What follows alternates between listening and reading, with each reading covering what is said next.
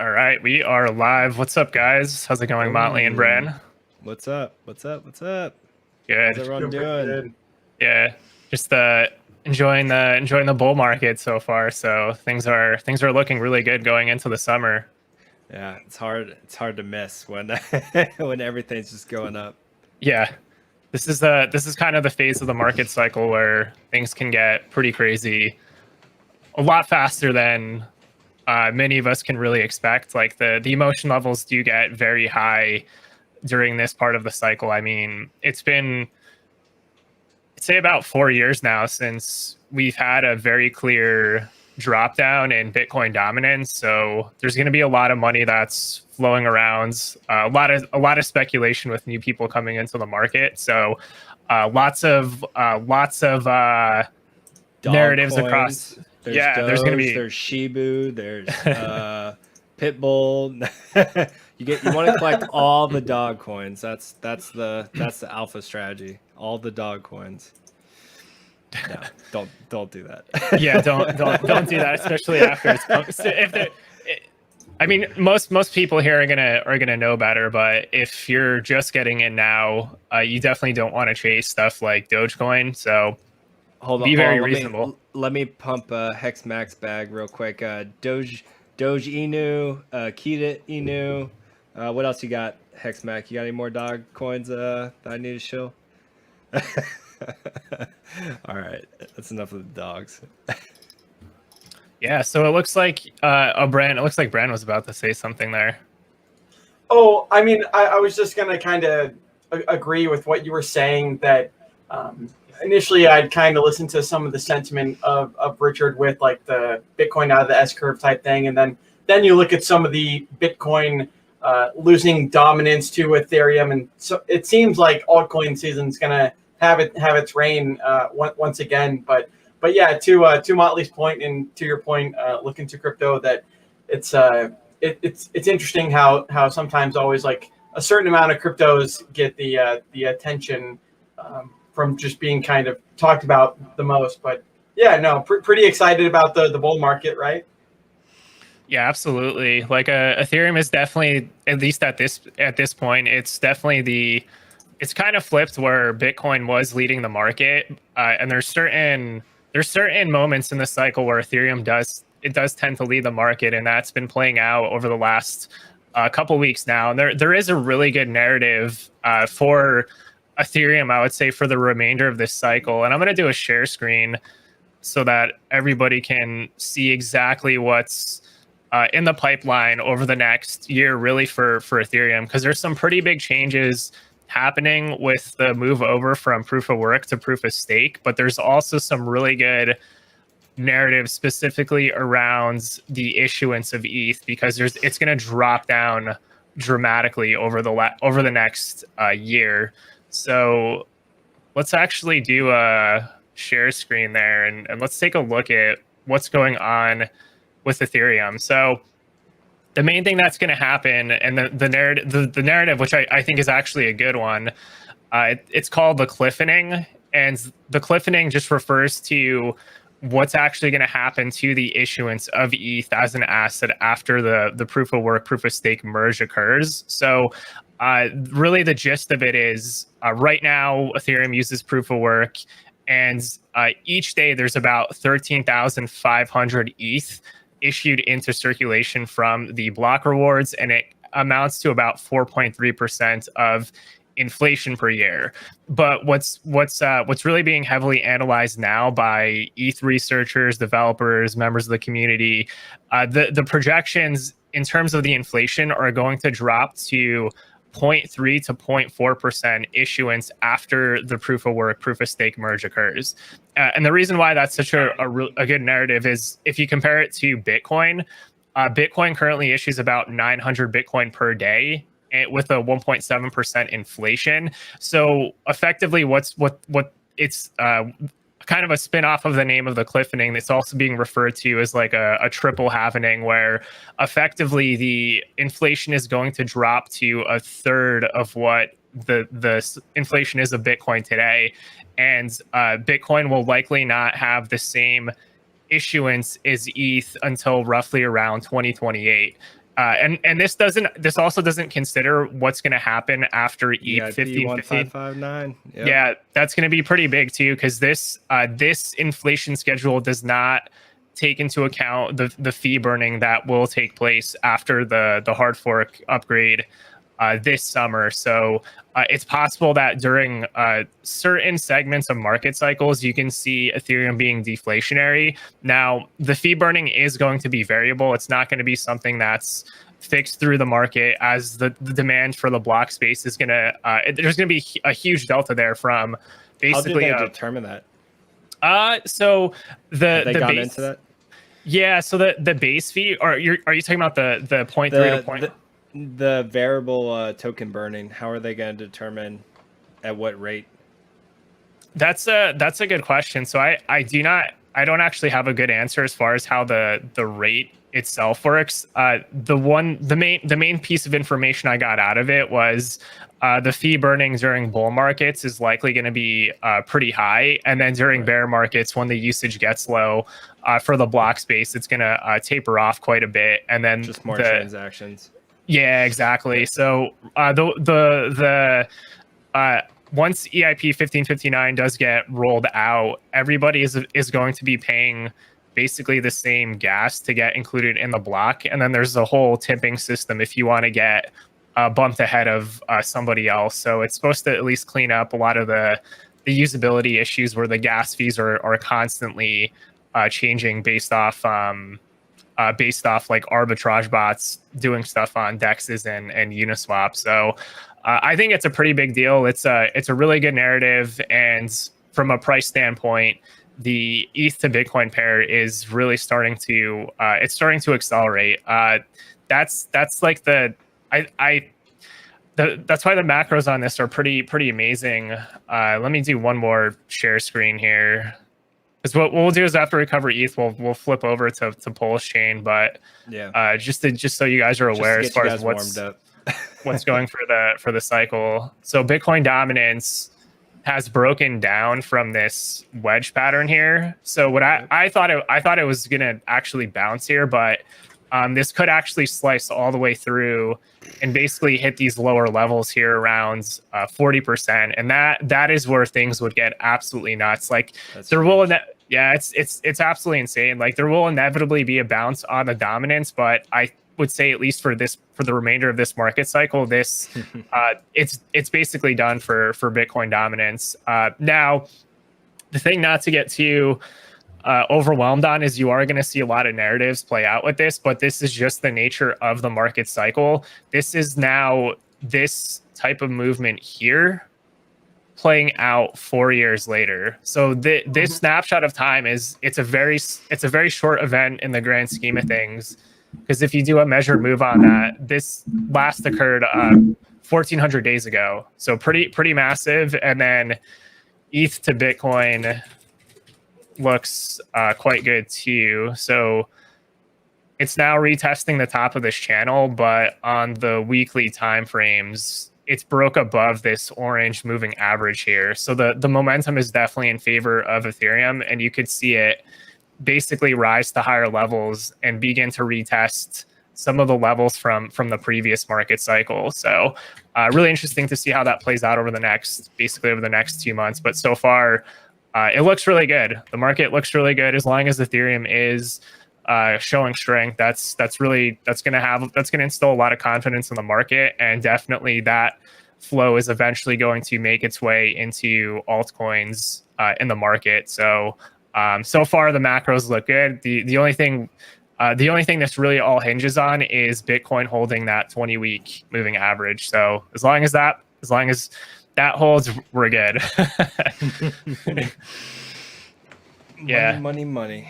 Yeah, but that's basically the main narrative we'll see, at least around Ethereum.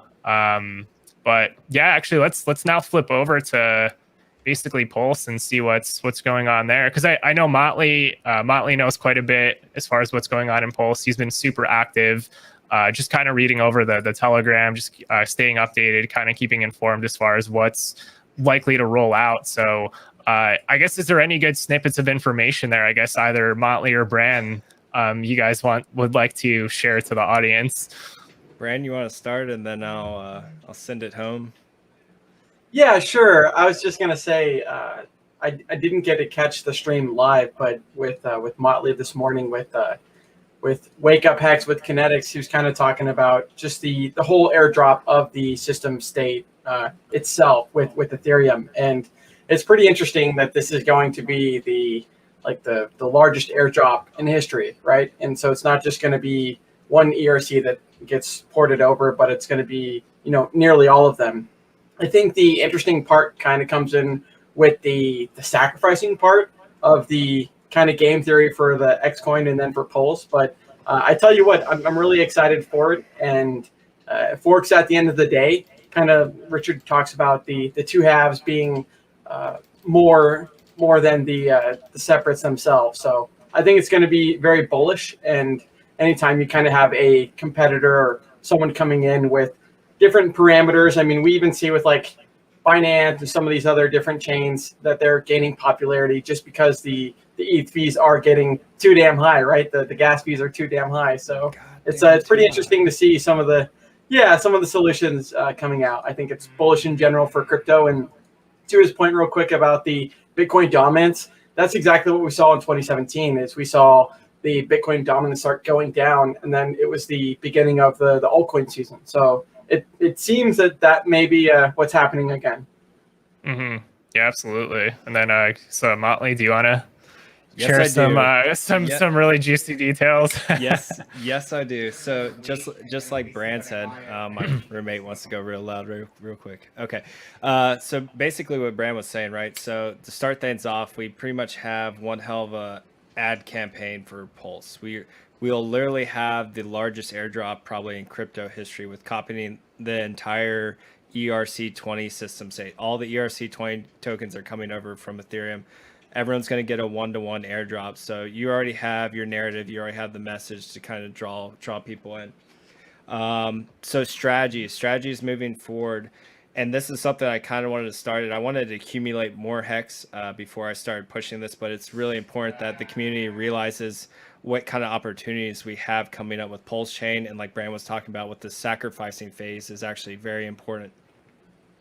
So as we start getting closer to this time, right now everyone knows Hex has a nice dip coming in. I think we're currently 1.4, okay, so we went up. We're at 1.5 right now. So we're at 1.5 cents, which is a pretty nice dip from where we've been sitting at. We've been averaging around 2 cents for a while. So as we get closer to Pulse Chain Friday, obviously Richard's coming on. He's going to release a lot of this information. Just as a caveat, a lot of this stuff could change. This is just some of the information Richard's put out. And these are just some of the breadcrumbs and interpretations that I picked up on. So as we get closer, essentially for the sacrifice phase, I don't know about you guys, but I want to be a Pulse whale. We've seen how powerful ETH whales are in the ecosystem. Look into crypto, has a nice stack of Ethereum. He knows how powerful Ethereum can be. Pulse Chain is going to be essentially a fork of Ethereum, but better, right? We're going to have cheaper transactions, faster transactions. We're going to be able to do a lot of things that kind of Ethereum's lagging behind on right now. We'll have token burning, which is going to be awesome. I think Richard's planning on about 25% of the fees goes to token burning. So if you're one of there's 33 validators as of now, is what he's mentioned, 33 validators. So one quarter of their fees will get burned every time you transact. As we move forward, my plan going forward is essentially buy Hex at this dip, right? Get as much Hex as you can. We're at lower prices. Once we get towards the adoption or the sacrifice phase, everyone is going to be burning coins to actually, does anyone have the chart? Can you pull up the Telegram real quick? Look into crypto. Yeah, I can. Is there is there a chart in the Pulse Chain Telegram? Yeah, go to the pinned messages, and there's a chart of some of the coins that Richard's putting in the sacrifice phase. Okay, interesting. Let's see.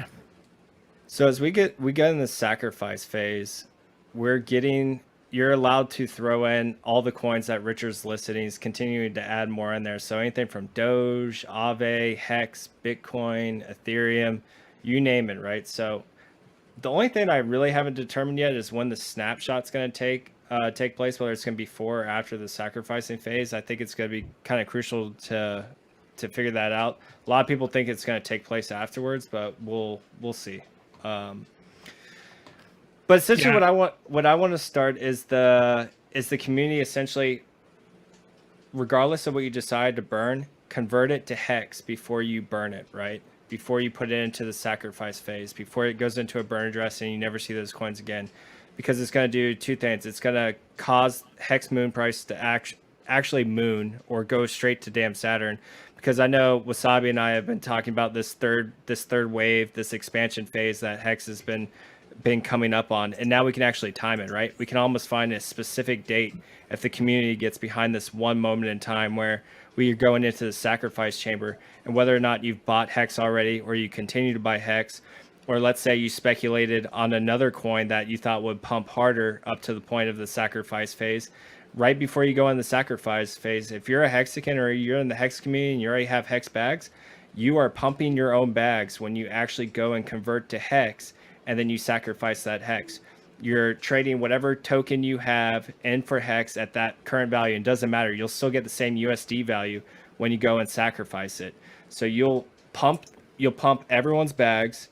You'll make hex more scarce. You'll remove liquid hex that was in the market that was potentially able to sell.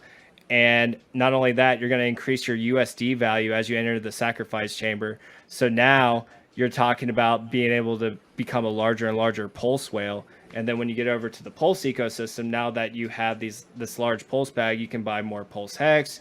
You can speculate on other pulse ERC20s. It's really it's open to you to essentially do whatever you want. But this is where we can see absolutely stupid prices with hex: 8 cents, 10 cents, 20 cents. Just imagine the entire community, no matter what tokens they have, converting it to hex before they go into the sacrifice chamber. Imagine the community buying hex now on the lead up to the sacrifice phase. It's going to induce so much FOMO. And then Richard's altered the system of how this kind of sacrifice phase, or it's kind of a modified adoption amplifier, is going to work. So you're not going to get pulse. You're not going to get pulse directly. You're going to get token X. Most of us are speculating that it's just going to act like a placeholder for pulse. And the way it works is every day that you wait to get into the sacrifice phase, it's going to go up. As of now, Richard's put the number, I believe it's 4.2% for 30 days. It's going to continue to go up daily by 4.2%. Then he's put another implementation in there where it goes up another 4.2% for every $1 million of USD value that goes into the sacrificing phase. So literally, it's actually going to reward all the people that FOMO early on, as opposed to waiting, DCAing. So Richard's essentially found a solution for people FOMOing, not to get wrecked, but in fact, the people that believe it in the most, the people that are in the know, which is essentially all the Hexicans, everyone that's been complaining that Richard's not giving us anything extra. Not only is all our Hexican copied over to Pulse Chain, but we're in the know when it comes to this like sacrificing phase. So you're going to be able to pump your hex bags. You're going to be able to become a pulse whale. You're going to be able then to go into pulse and essentially speculate whatever you want in there. Play around. Pulse is now your playground now that you're a pulse whale. Just like Ethereum whales go around and speculate on whatever coins they want to do, splash around. Essentially, Richard's giving you the entire crypto ecosystem of the world's largest crypto airdrop that we've ever seen to date. You get to become a whale in that ecosystem. You get to have a copy of your hex. We get to pump our ERC20 hex to the moon before we even as we enter the sacrificing phase. We make it more scarce as well. Like everything's like a perfect storm for us to see numbers that we probably had no idea that we could even expect this year, within a matter of whenever this is going to be released, which hopefully we find out soon. More dates coming up. Yeah, this is this is gonna be pretty interesting to see how it plays out. There is one thing I will add to that, where whatever you decide to speculate with, obviously don't like use your entire bag.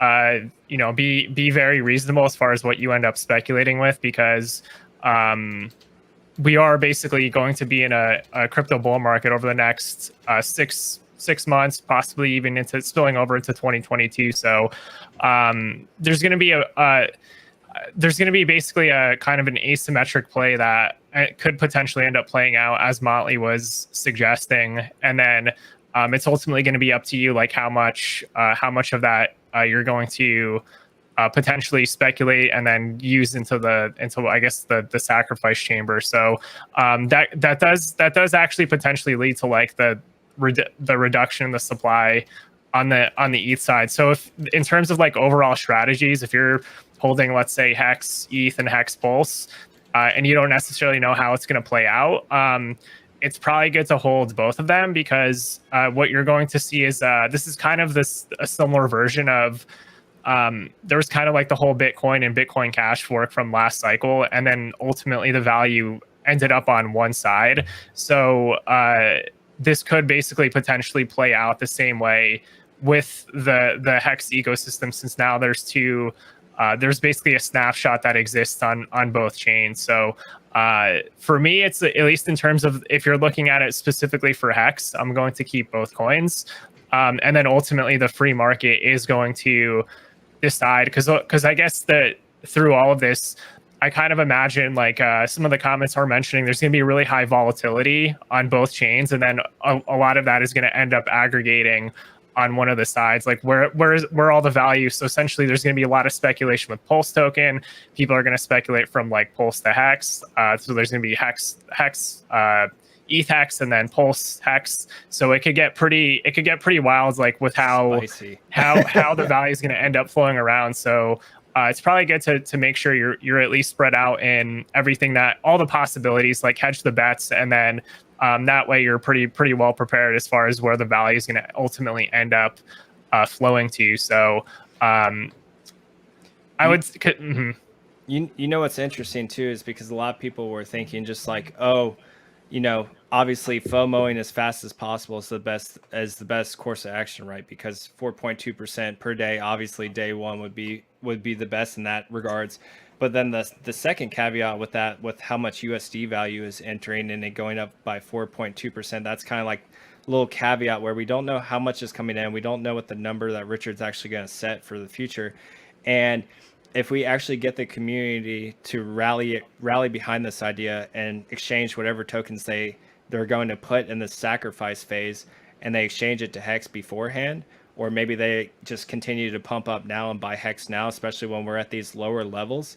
Hex, we could see Hex literally doing multiples of X within like hours. We could be on an hourly chart and you could be seeing Hex rise by the cents, like going from 1.5 pennies to 3 pennies to 4 pennies to 5 pennies in a matter of hours if we get a collective effort, because you have nothing to lose, right? If you have a bag of Doge and you want to get rid of the Doge to become a Pulse whale, imagine having the opportunity to become an Ethereum whale. That's the opportunity that Richard is giving you right now. We've seen what Richard has done with Hex, so imagine what he could do with Pulse.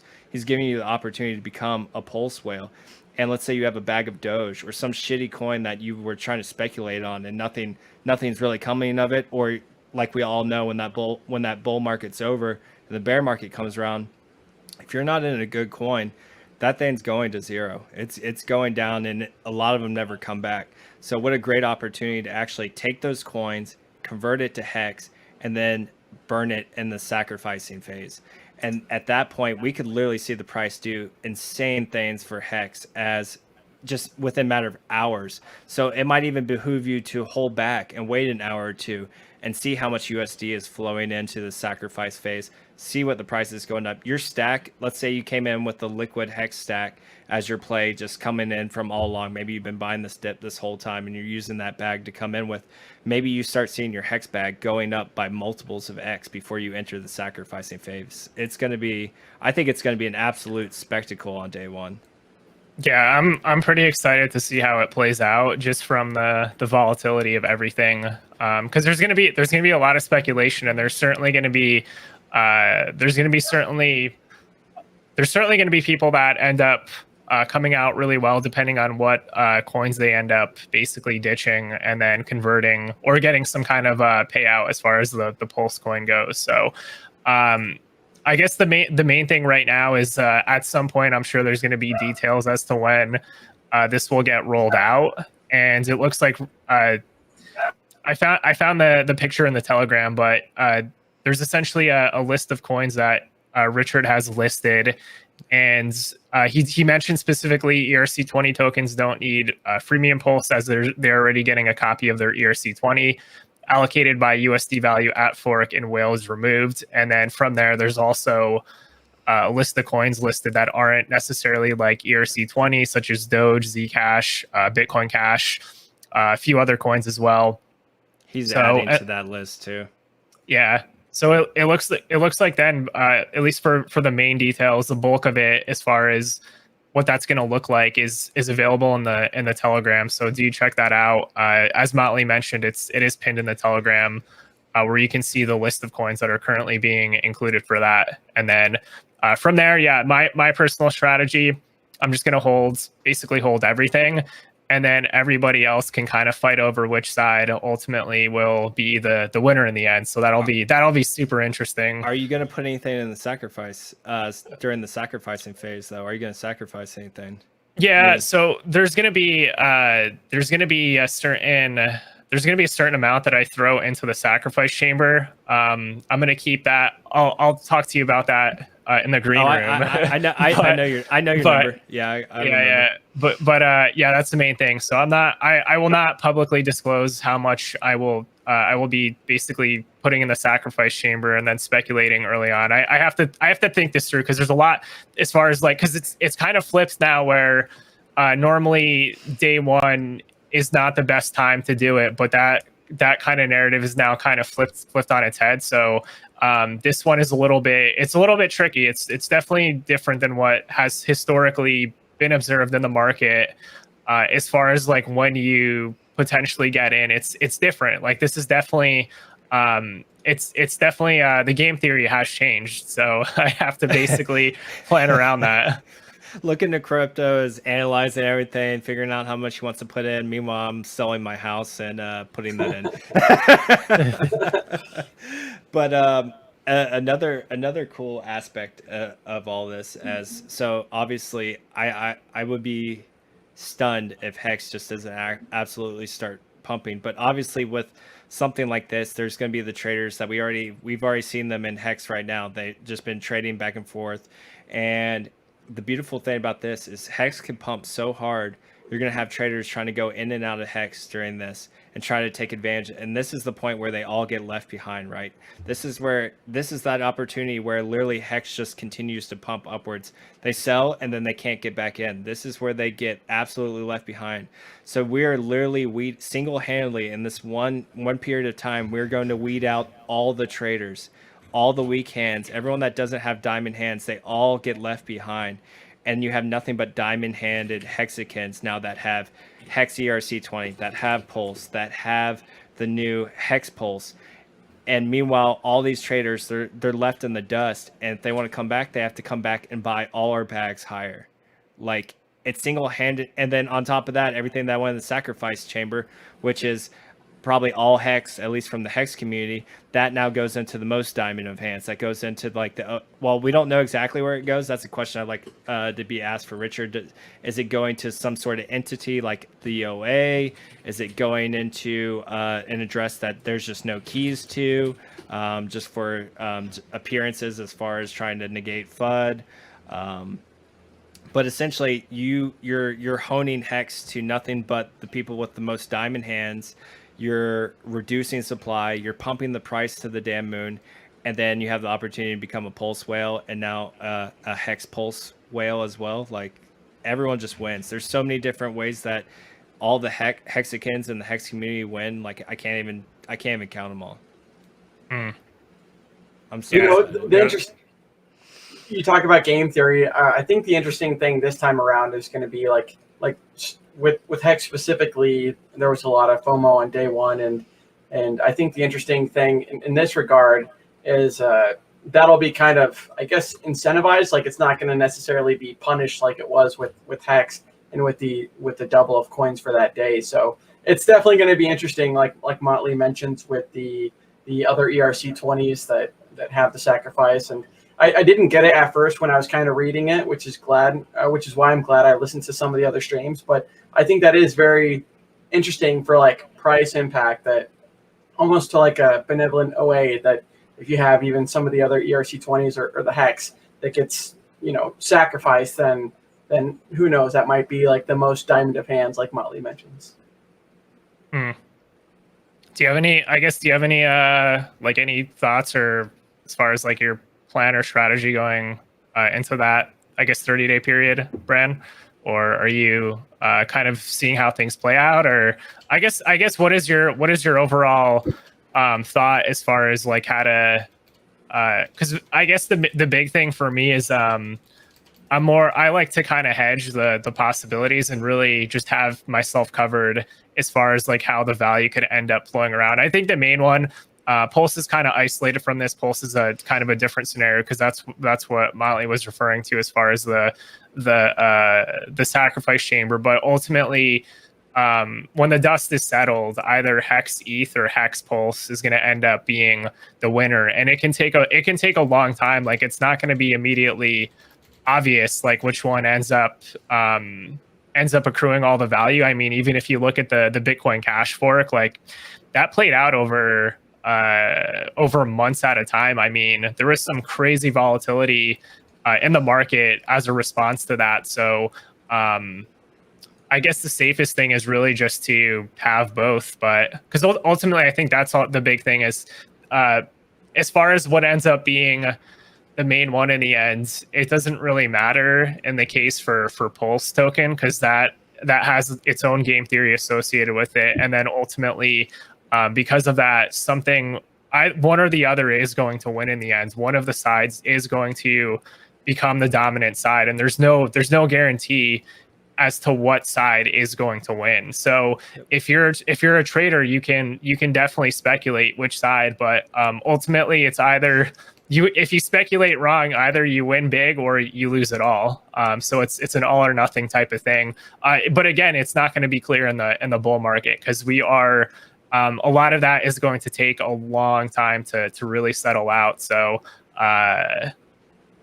yeah, just to avoid getting wrecked, I will be holding both sides, and then I will have my separate speculation in Pulse token that I will go into more details on with Motley after the show. So, yeah, that I guess that was the last little part we just didn't touch on. When you now, so you get these token X, whatever it is, it's probably just going to be a placeholder. We'll just get more clarification from Richard later on that, but probably just a placeholder for Pulse, which is going to be at a 10,000 to 1 supply ratio to Ethereum.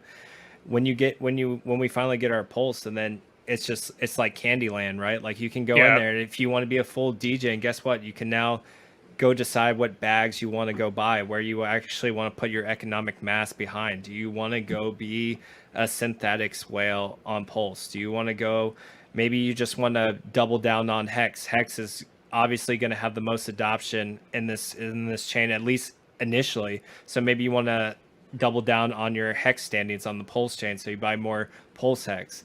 Maybe you want to go speculate on I don't know, whatever ERC20 that tickles your fancy, right? Because now you're that big player that can go out there and you can buy your speculative bags if you want to. Now that's much more risky. Are you actually going to see returns on that? It's just, again, does that community come over? Do you get adoption? Yeah, absolutely. And this is the other piece in the puzzle that Brendan brought up is or the bear market. Yeah, so Ethereum 2.0 will come. It is going to come at some point. Likely, if I had to put like if I had to throw a dart as far as the timeline on that, it's likely you will see Ethereum 2 at least during the next bear market. And it does scale Ethereum substantially, but at the end of the day, when you try to scale, let's say, a base layer like Ethereum or even really some other chain, ultimately you do run into scalability limits no matter what. So even with optimism, there is going to be limitations to that, and eventually that space is going to get filled back up, and the fees will rise on optimism. Now, I don't know how it's going to relate to what the fees are today, but ultimately, block space historically ends up accruing, like it just ends up accruing value. We've seen it with Bitcoin. We've seen it with Ethereum with the ridiculously high fees this cycle. So that question as far as how well Ethereum 2 ends up scaling, that's going to be an open question. But I do think in the future we are going to be in a more multi-chain world where perhaps there's whales that store wealth on Ethereum. There can be other chains as well. It's going to take a long time to see basically how that plays out as well. But there is limitations to ETH too. It's going to help a lot, but it's not going to solve all the scaling problems, because ultimately with blockchain there's trade-offs. Every design has a trade-off between security, decentralization, and then overall throughput. You kind of have to pick a point. You do have to sacrifice one in the end. Yep. And that's where a lot of people are getting it twisted, right? Where they're trying to pick there's people trying to speculate and try to pick the winning hex, right? Like hex just works. It's done. It's immutable. It's 3 times audited. It gives us insane yield on our stakes. Everything about hex is perfect.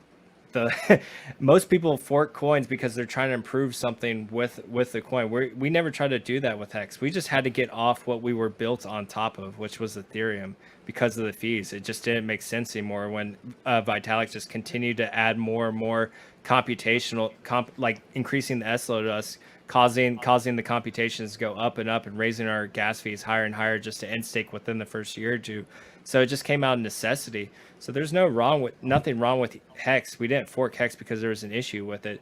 We forked the chain that Hex was built on. So both Hex will have value, and that value will fluctuate as time goes on, depending on what the system state is. Like right now, Hex on the Pulse chain is probably going to go up because right now we're combating all these fees and Ethereum's lagging behind and fixing this situation. That's why this is why all this has come up in the first place. That doesn't mean ERC20 Hex isn't going to do horrible when A, Ethereum gets their shit together, or B, we just go into a bear market. Just like before when Hex was pumping like crazy, we were essentially in a bear market. We hadn't really kicked off the bull market yet, and we were able to pay fees were like pennies on the dollar. It'll go back to that in the bear market, just like it always does. It's just both coins still have they do the exact same thing. They still have value. It's just at what point in time, what is their value? What's going on? What's the system state of the chains that they're on top of? Yeah, so that's also, and we actually have another person joining us. We have a Dollar Cost Crypto. How's it going, BC? Back from the moon. Nice. Did you just land your moon ship in the yard next to you? That's why it's late. It just takes too long to get out of orbit every time. Yeah, I couldn't stop talking this moon talk and stuff. I was just doing another stream, and then they were talking to me for like a while in the green room. So yeah. Motley was just going into Motley and Brand were going into detail on the Pulse chain. We were just speculating. So I missed it all. Man. Well, we're kind of in the midst of it. That's what happens when you show up late. But there's something I wanted to add to that because as far as like what the outcome of the fork is, ultimately a lot of this is based on consensus. So if there is overwhelming consensus in the Hex community as far as which side has value, that will eventually reflect on the price charts, one way or another. So and consensus can vary. Like in the case for Bitcoin to Bitcoin Cash, the original one, which is Bitcoin, but then there was also the Ethereum to Ether Classic fork, where the fork, which was actually Ethereum, ended up winning, and that's because there was more consensus behind the fork Ethereum, and then that's what the value ended up aggregating into. So, a lot of this, when it comes to cryptocurrency, a lot of this revolves around what people believe in more. And if there's a stronger consensus on one side, that will reflect on the price charts. But that's not to say you won't get the volatility that's going to come with that. So if you want the easiest way to go about it, doing nothing is obviously the safest, but you can also speculate based on which side you think has more overwhelming consensus than the other. Yeah, I mean, just wait till you see what Hex price does on just the Hex on ERC20 during this sacrifice phase. Like it's gonna be mind blowing. It really is. That's what it's called. It's called the sacrificing phase. And then I just kind of threw sacrifice chamber into it, but yeah. I love it. Yeah, I'm curious how because there's coins on there that are they're non-ERC20 coins, so I'm curious how that is going to work since it's not native on the network. I think they're building protocols individually for those different coins. Okay. So okay. him and the devs are working like because I know someone was mentioning XRP, and then Richard brought up like this. All this stuff is a little bit beyond me, but he had there's a certain way that XRP is built, or however he's just like, we may or may not be able to do that. But each token that's not an ERC20, they're going to have to essentially individually construct, I guess, the burn address or however it's going to be disposed, or for those tokens to go to. Yeah, that'll be really interesting. Because I guess right now even some of those bridges, I don't know if they're gonna. I guess it doesn't really matter where they get it from, because it's at the end of the day, this stuff is all open source. But even with like Ren BTC, that effectively locks up Bitcoin, and then mints Ren BTC on Ethereum that you can then move around. So I'm curious if it's going to end up having like I guess it doesn't really matter. At the end of the day, you get the result, which is the user has the option to send their basically economic mass yeah into and get pulse. DC. Yeah. How much pulse are you gonna get, bro? How many pulses? Depending on the supply, probably like 1% of the total supply, maybe 3%. 1%? All right. Just 3%. Yeah, somewhere around there. 3%, You know. not bad. Yeah. 3%. It served me well in the past, you know. Okay. Not bad. Not bad. Yeah. Guess I'm gonna have to come in with more then. I'm just gonna look at the chart like whenever Motley gets in, and then I'll just like buy afterwards just to make him happy. Well, if you wait too long, you're gonna have to pay more than what I paid. So Hey, money ain't nothing but a thing, baby. Shit, what you talking about, man? Shit, I'm over here hex printing it right now. Oh man. Yeah, because this is I'm just looking at the post in the Telegram. So it's you have 30 days to send your coins to the sacrifice address. The cost of X goes up 4.2% per day, 3.3x on day 30. The cost of X goes up 4.2% per million USD equivalent, 59x at 100 million. So okay, so and then I guess sorry, go ahead. He goes on to say that like that number, the last part, like how with the monetary value of USD, like going into the sacrifice phase, how that number is actually kind of hard to choose. So I don't know if that's necessarily going to be his final number. I'll actually be surprised if it is, just because I think he's trying to weigh out essentially how much he anticipates to be coming in early on, or just come into the system at all. Yeah. But it'll be interesting to see, and that's why it might be advantageous for you guys to kind of hang back a little bit and just see if whatever bag you have starts pumping, especially if that bag is Hex, as people start converting their shit coins into Hex and then sacrificing it. It's pretty genius, Motley. Honestly, it's so smart, bro. Yeah, I get it. I mean, if you're gonna do it anyway, you might as well just turn to Hex and just get that pump already, because you already have a bag of Hex. God. So it's just making your stakes more valuable. So it's like, why not? I mean, it's true. If you're just gonna dude, honestly, like obviously, I'm not telling anyone here to, especially anybody in the chat from the course, since I'm not telling you guys to fucking ape in the whole bag. But if you guys are gonna speculate a little bit, do it with Hex. Yeah, do it basically. Either buy the Hex now at a discount and enjoy a potential pump right up from here and get essentially a higher return than what you would have if you just had a different bag and then maybe you just switched it over. I mean, it depends what you have a bag and how well it does from now till then. But at the end of the day, regardless of what your play is, at the end, you need it. If you're a Hexican, there's no reason not to. I'll pay your damn gas fees. Come hit me up. I'll pay your gas fees. Turn that shit to Hex and sacrifice it. Probably regret saying that. I'm gonna have like 50 people coming to me like, "Hey, I need gas fees, bro." Yeah. Wait, there's a rumor Korea's planning to do a pump on Hex today. What? What's that? Somebody say there's some Korean like group or something that's gonna pump Hex today or some shit. Probably Hex Asians. Yeah. I don't know. Yeah, I'm burning calories all day, homie. Carrying these fucking bags. Yeah. But it's... Yeah, so oh sorry, go ahead. I was just laughing at Brent. I was laughing at Brennan's comment. He's like, if I can emergency and stake everything and without nuking the 98% of my portfolio, he's like, I would for Pulse. Yeah, if you're gonna speculate, like again, you should be doing this with lower percentages. Like you shouldn't like if you hold like even if you're holding a big stack of Hex and if that's like all your economic mass.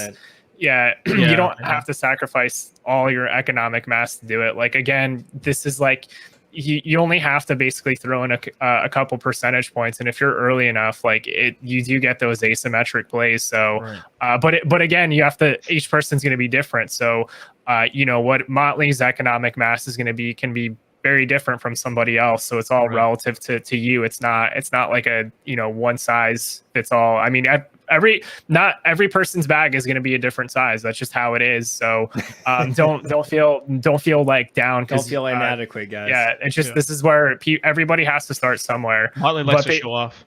But basically, the reason why the gas fees aren't as high right now is because the gas limit was raised recently. But again, that's at some point that block space will fill up, and then they're going to have to use optimism to basically as like a blow off valve for a lot of that. So that's just how it is. Like once there's a lot of demand for the block space, it gets more expensive to do things on the network. So as long as the community, and I can't speak for that, that's ultimately everybody, that's a piece of everybody's decision here. It's ultimately the community to decide. And it would make sense. To me, it would make sense that you would pick the side where it's more economical to stake so that you don't have to pay out as many fees to miners, but we'll just have to see what plays out there. I think it is.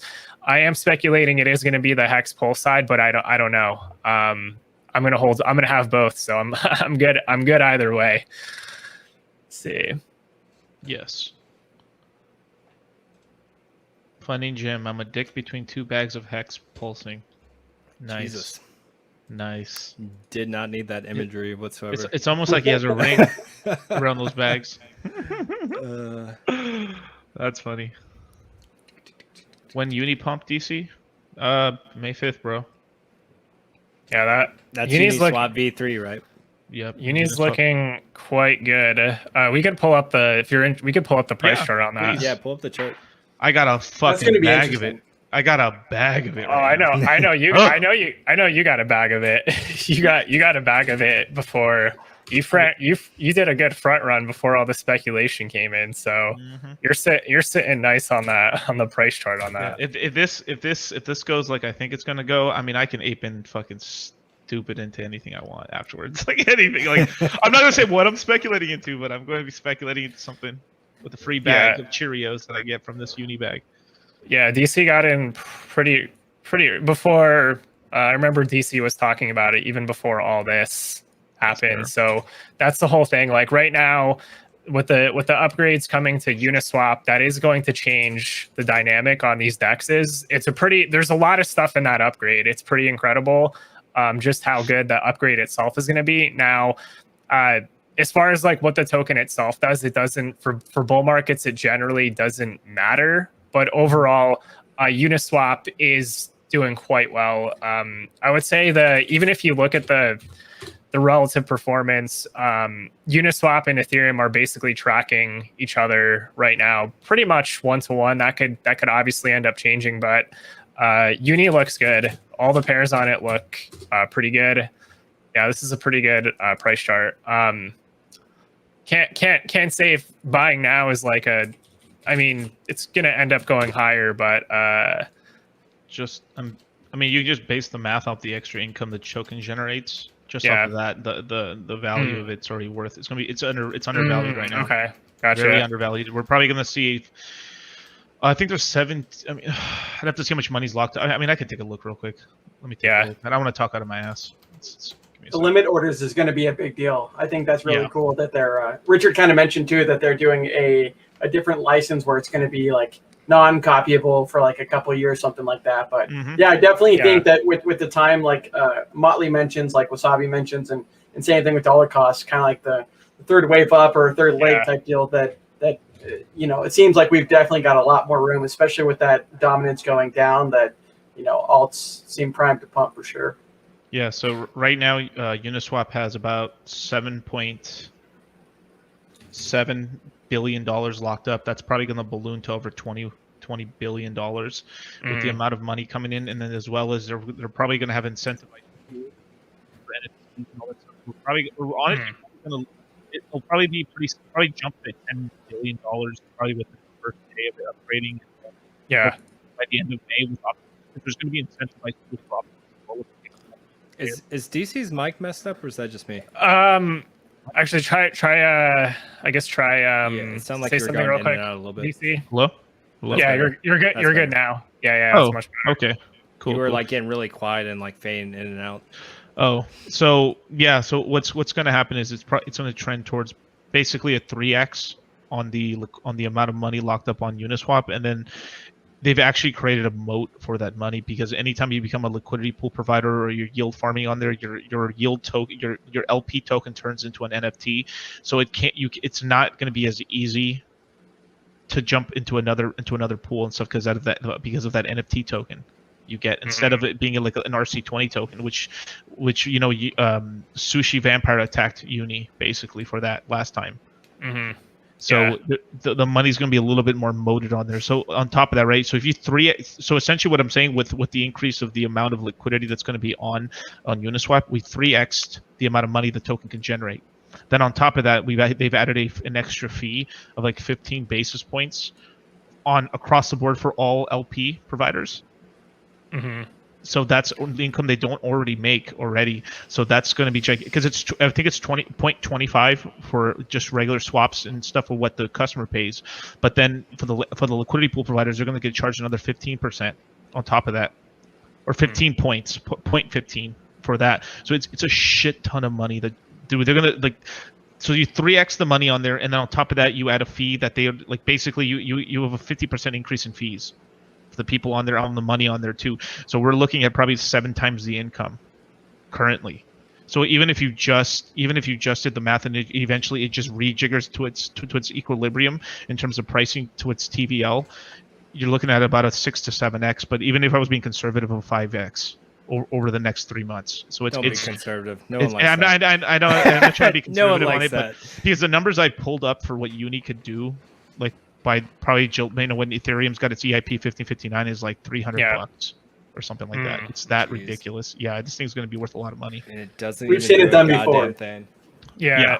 The dynamic too with Uniswap's really interesting, because this is actually something that DC explained to me. Because if you compare how price movements work on a centralized exchange and then compare that to, let's say, a DEX as it is now, I do like the analogy where you have basically at least if you're on a centralized exchange, you basically have a wall, and at some point you smash through that wall, and then you have this explosive move until like you hit the next wall. And that type of those type of price movements are now possible because of Uniswap V3, because you basically have concentrated sources of liquidity somewhere, and it's really interesting. I think it's going to add a huge element to the DEX space, and just how I mean Uni's going to steal all the liquidity from all the other units, from all the other DEXs. Like he's on there. Uni's going to go on like whatever, like, well, I don't want to get you into channel in trouble. Wait, hold up. I learned my lesson from Valley Brand. Sorry. I'm kind of curious where you're gonna take it. Literally, Uniswap is gonna bang bros all the DEXs of all the liquidity, because it's gonna be the sexy new casino to play around with. Are you saying it's just gonna put them all on its casting couch and just have its way with them? No, not casting couch. I mean like bang bus, and then when done, Uni's gonna go like this and toss them on the road like that, like stick to the bus tokens, partner, like that sort of shit. But what's gonna happen with that is you have incentivized you have the L2 pools, right? You have the NFT pools, which is my big speculation is like Gary V is going to have an NFT coming out with Uniswap, because Gary V has been talking about 5.5. Share my screen real quick. Yeah, sure. I was waiting to segue into that for you, because I know Brendan's big about his airdrops as well. So I was, I figured we can go into that next. I've got Can you my guys see it? ETH. Yeah. Let me see if I can get full screen on that. There we go. He's been telling people to put about one Ethereum on a wallet or something. So he's probably going to have an airdrop to certain wallets or something that can claim probably on Uniswap, and then eventually he's probably going to drop another thing. He's going to have a pool for later too. So you probably have to deposit Ethereum and have it there for a certain amount of time, and then you get airdropped, or you get another NFT, a Gary V NFT or something. That's kind of what I'm guessing it's going to happen. Yeah. So because the whole push right now is to get money onto L2. So Gary's definitely working with Uniswap on this. Oh, that's perfect for because the thing I'm speculating on, because Uniswap, at least for the L2, it looks like they're favoring optimism from what I've seen so far. So the DeFi play that I'm speculating on because of that is Synthetics, because they're an early mover. They're actually one of the first. They actually may have been The first people to work on it. the first people to work on it. So there's just I read through the chats, like in the Discord, through the community, and it looks like they're very close to activating Synth trading on layer 2. And that's been the main thing that's been holding it up. But once that gets activated, it's full on basically degeneracy for traders that want to come in and speculate. Like that's me and Wasabi got these fucking positions ready to go like that. Like yeah, because what they're doing, they're revamping they've revamped the interface as far as the synth trading that you can actually do. And if you don't know what the fuck you're doing, you should not. Yeah, stay away if you don't know what the fuck you're doing. But this is something that's really interesting, is because the way again, like the way when you stake Synthetics, you take on risk when you stake, because you are competing against everybody else in the debt pool. So if you don't know what you're doing, the safest thing to do is just to hold liquid Synthetics. But for those that are taking on higher levels or willing to take on higher levels of risk, there's all these synthetic assets that they're able to speculate on. So for example, since it's using Chainlink oracles, they have ties to, like, you can hold in synthetic USD. You can speculate on synthetic Bitcoin, synthetic ETH, synthetic Litecoin, all sorts of basically crypto synthetic assets. And they have a couple options basically broken out between crypto, Forex, equities, commodities. And the main thing what's really interesting is when I took a look at when they revamped their website page recently, they added the option for people to basically stake. Not stake. They added a loans category. So this is actually new. This category did not. This did technically exist. It was just more on the download. But now there's going to be options for people to borrow against some sort of asset like ETH, or the other one is REN BTC or Bitcoin, and then speculate in the synthetics market. And plus they're going to add features to layer 2. So I think it's a sick. For me, it's a sick. This is really cool. It's really awesome. Yeah. And there's a post way back as well to saying that the derivatives market that they were going to use on Uniswap was going to be synthetics from the beginning. So it's already locked in. So you're going to be able to buy synthetic assets already on Uniswap. You can actually already do that by, if you drop down menu, you can choose synthetics and stuff. So it was already getting implemented. And one of the reasons why you can almost double check this is because if you look on their main competitor back in the day, especially even like was actually 1inch from back in the day in terms of a DEX swap, they're not using synthetics. They're using Opium. I can't make up the name up, but that's what it's called. Yeah.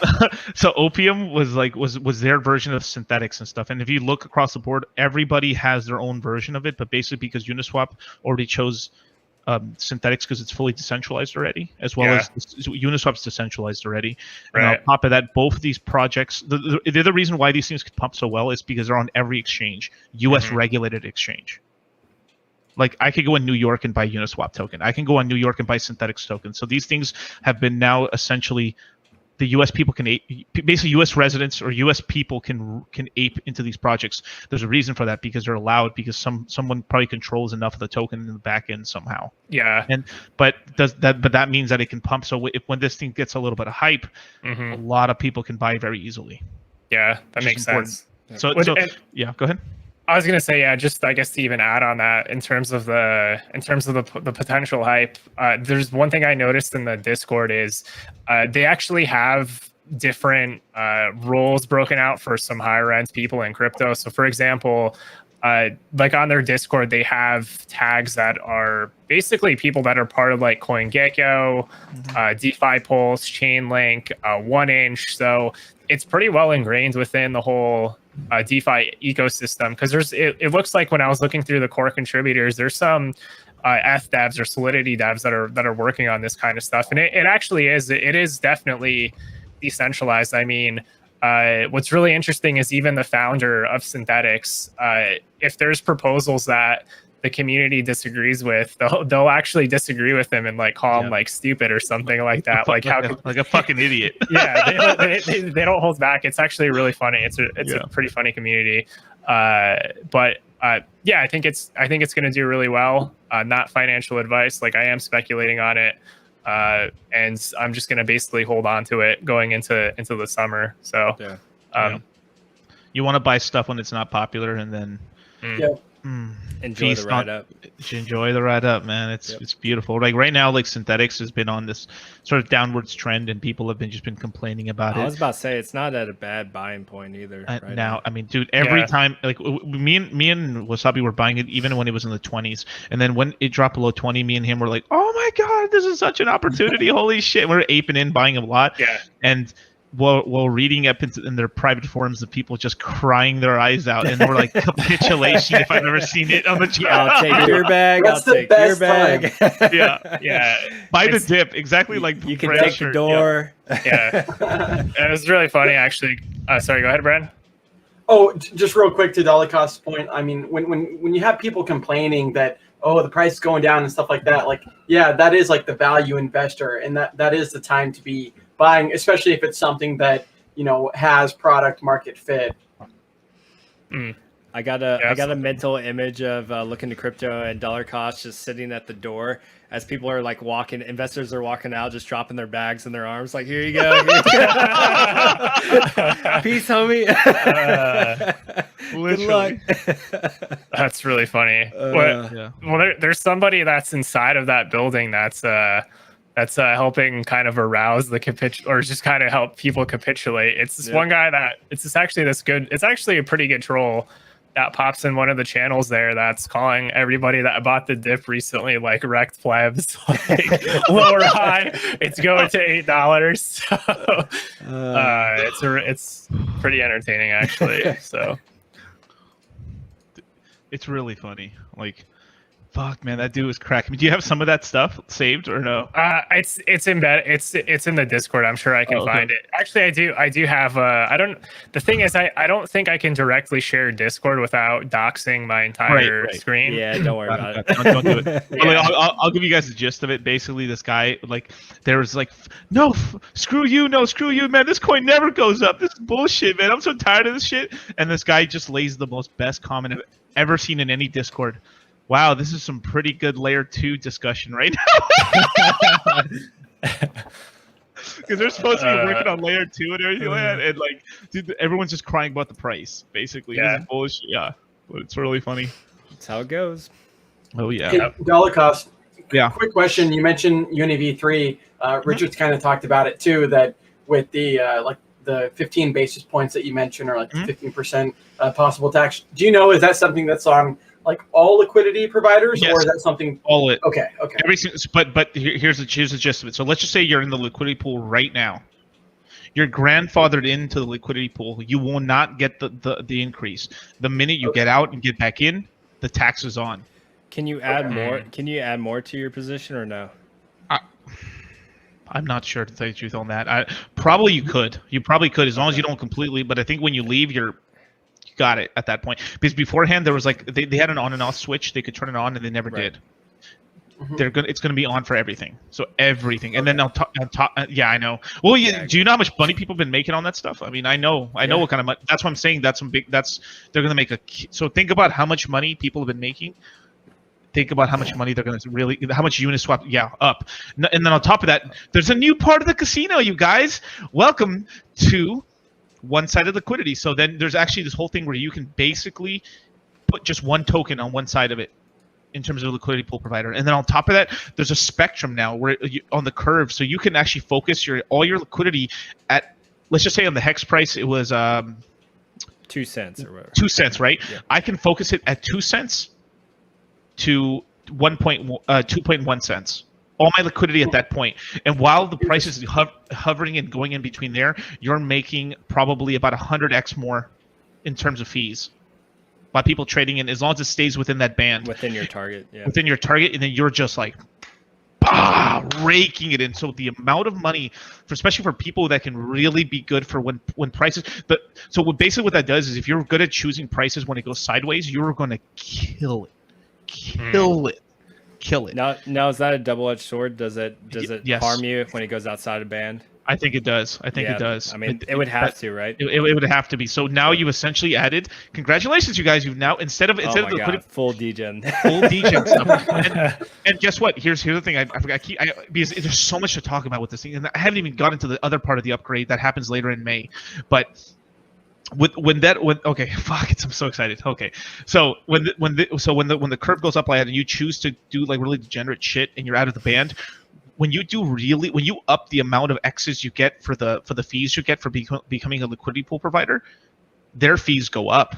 You're not getting the baseline 15 basis points. If you're doing degenerate shit, just like taking 100x leverage, okay, we're going to charge you 3-4% or higher. So, yeah, but because you're getting a fuck ton of money, so you don't care. Yeah. But if you so guess how much money Uniswap's going to make off these degenerates? A lot of money. So that's why I was being conservative when I was saying 5 to 7. It all makes sense. It all falls together when you look at it big picture. I think the limit orders is going to be a big deal too, right? Like if you go to app.oneinch.io, you can do limit orders or matcha.xyz. But for Uniswap as well, I mean, that seems to be where like a lot of people are at, not just, Hex, but all the chains, so that'll be really cool. I mean, I think it's going to be quite the value add in the space. Limon just killed me. That's hella funny. I was just about to say, tell Look at the Crypto to pull that comment up. Bro, hold on. I'm not trying to be mean. I don't know if he's trying to be mean or not, but like, dude, I've lost my mind. I'm just getting concerned that was a troll joke. Yeah, well, it's still gonna go to the thing with Litecoin again. It has it performs well during bull markets. Like it's a bull market coin. It is gonna go to like 2000 this cycle. It's going to happen. Because let's actually pull up. This is just for the entire market in general, but let's take a look at the total to market cap, because that gives you a good idea, and you can use this to your advantage with when you speculate with like prices and all that later on. You can really apply this methodology really to any coin that you're holding for this bull market cycle. So, for example, let's pull up the total 2 chart. My screen's frozen right now, so it's going to take a second or two. While that loads real quick, Brendan was asking, do you guys think we'll be able to have Uniswap v3 be able to interact with the Pulse chain? Or is that going to be issues? Let me. Eventually, yes. Yes, but not straight off the bat. No. Why? We won't. It's on Ethereum only at that point. It's on Ethereum only. Eventually, there's going to be the thing where like Uniswap's probably going to go on multi-chain. Maybe that's going to be some upgrade that's going to happen in the future, but it's not happening now. Okay. Yeah, but because at the same time, you could port over it, but you could get into some trouble. And because they actually do so you can take you can fork Uniswap and make your own Uniswap on Hex. So I mean on Pulse, so we can have our own Uniswap. But the problem is the next upgrade is completely like copyrighted and everything. So if you're gonna get into some deep shit, you can get into some deep shit if you try to copy. And that's how they've essentially they cock block people on liquidity, they cock block people on copying. Dude, they really smashed the AMM market. Whew. Brendan suggested just wrapping Pulse if you want to take it over and trade on Uni 3. And they could be wrap Pulse. Yep. Yeah, you'll be able to transfer. I'm assuming you should, because since Pulse is going to inherit the same tool, like all the tools that Ethereum uses. It's really easy to do bridging and stuff. It's not like Pulse is going to be it's on its own little island or something. Exactly. That's the advantage of inheriting the EVM, is you get all the existing tools, and then all the cross-chain stuff is much easier to do in that scenario. So, it'll just be basically another, as Motley was even suggesting, it's going to be another place you can basically store your wealth on if you want to store it in Pulse or Hex Pulse. You'll have options. The one thing I will say is, like, if you're going in with the ERC20 plays, I would stick to the main coins. I would not speculate on ERC20 coins on DEXs there. Just pick the mains, and then let everybody else fight over everything else, because ultimately that money's probably going to roll into the main ones anyway. But yeah, for the total two price chart right now, total two is about $1 trillion, and this excludes Bitcoin. So meaning Ethereum plus every other coin in the market amounts to about $1 trillion right now. And the current wave is, the whole market is basically to an extent like in a 3-wave right now. And the height of this is, it's you can kind of take a guess as to how high the 3-wave is going to go, but if you want to speculate basically for price targets and stuff later on, and then kind of incorporate some of the moon math that DC has, you kind of have to, you can basically use total two to help gauge how high the altcoin market is ultimately going to go. So if, let's say, total two hits 10 trillion this cycle, which is, it's possible, it's definitely on the table, that's basically a 10x across. You can basically say, okay, if the whole market did a 10x, what does the price even give you there? And then, but in reality, that money is going to slosh around, and then certain plays during certain times are going to extend higher. So you can actually kind of incorporate things like the overextension on top of like what the market itself is likely going to do. Because this cycle is, I think it's going to be a long one. I know there's people speculating that the market's going to die at the end of this year, but I have a hard time seeing it. I don't. Maybe right. maybe for Bitcoin, but there's too many good there's a lot of stuff going on in the market now that's not only Bitcoin, and Bitcoin dominance is kind of in its downtrend right now. We're so just starting to lose it. Yeah. It's that's a good looking chart. Yeah, and plus what's interesting this time around, which makes sense, is the rate of growth. Even in the 3-wave, it's not as steep as last cycle, which would make sense because last cycle the market went from, let's say, a 50 million market cap up to like a 400 billion last cycle. So the steepness of it's going to be way steeper. But generally, when it starts to level off, even though the angle isn't as high, generally these moves take longer to actually play out. So it's entirely possible the market could be in a 3-wave for the rest of this year, and then we don't even see like the 4 and 5 wave until 2022. Again, we're kind of speculating as to the length, but some of the price targets, I mean, that you guys may hear on DC streams, it's all of that is possible because totally. you do basically a 10x on the prices, and then overextension, like stuff in this market goes much higher than people can really expect. Like I can't even really mentally prepare how high stuff is going to end up going, but either way, I will have coins if that ends up, playing out. So that's the benefits of, you can de-risk your positions at some point, but you do still want to hold on to your crypto long term. Just take out whatever you're comfortable with, move it into like real estate, move it into some other investment. But ultimately, crypto is going to do really well over the next 10, 20 years. I think crypto is going to do quite well. So we're still pretty early in this. This is how you become whales in the next cycle. Mm-hmm. Yeah. Yep. That chart looks amazing. I mean, it looks like it's kind of doing like a cup and handle and like going up for another big leg. I mean, you look at what it did during the first cycle, and I agree. If you're going to entertain the option of like bear market or a top cycle, then you have to be able to take the opposite side of the trade and take the the higher ground for another leg up and multiple legs up, because the market will kind of act irrational longer than you can kind of stay liquid. So you have to have that as an opportunity.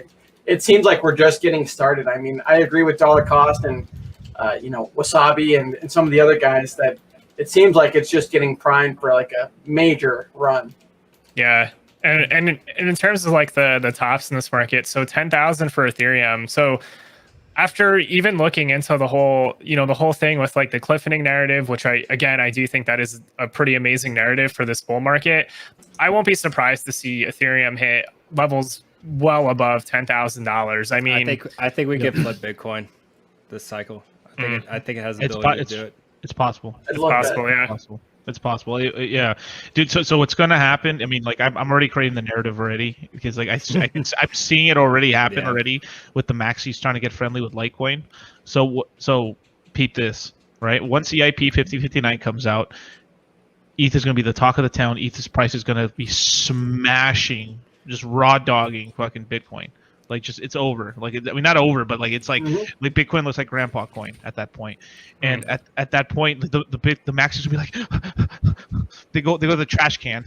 They're like going like this. So, Litecoin. Oh, they're doing Mimblewimble. And then by that time, hopefully Mimblewimble goes live on Litecoin. It's live for a little bit, and then you'll start seeing the Bitcoiners start talking about, hey, you guys, we've been speculating for quite a while, you guys, on Mimblewimble on Litecoin, and that we're thinking about maybe doing this onto Bitcoin because we can soft fork it.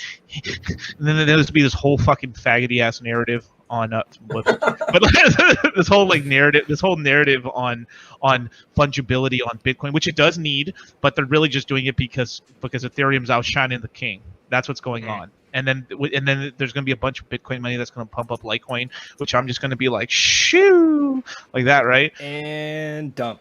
Yeah, well, it's going to play out again because I'm sure there was in the last cycle where Bitcoiners were. It's almost like it's like you're using a person in that sense. It's like where they're like best friends for like 3 months and then they abandon it again. It's go totally kick rocks, man. They'll pretend it's like after they add the upgrade to their network, they're like, what is that? We never. Are you still here? What are you doing? Get out. Yeah. It's going to be sickening because technically that would make Bitcoin beats Ethereum over time would become more scarce than Bitcoin, and the Bitcoiners are like, what? That's the last little narrative they have to essentially claim their dominance, right? So they gotta go with the fungibility stuff, but there's actually a way for Bitcoin to scale because because you have to soft fork in Mimblewimble, and then once you soft fork that, then you can actually implement ZK rollups on Bitcoin and on Litecoin once you have Mimblewimble implemented. So that's going to be the next upgrade that Litecoin's actually going to be trying to implement is probably ZK rollups. Once ZK rollups are added onto Litecoin, Litecoin will be able to say I'm 400 times faster than Bitcoin, which is kind of funny. And then Bitcoin will upgrade itself as well. So there's actually 2 narratives that Bitcoin's actually going to have in terms of upgrades, but they're going to take a while. So it's probably going to be like 6 months of Litecoin having Mimblewimble before Bitcoin jacks it. Yeah, what I would really love to see, and granted, this might be a stretch as far as the bull market lasting this long, but imagine having a Litecoin halving pump during a bull market. Oh, like, that would be insane because that pattern. Walk it off, champ. Walk it off. Those bags get heavy. Pitching a tent over here.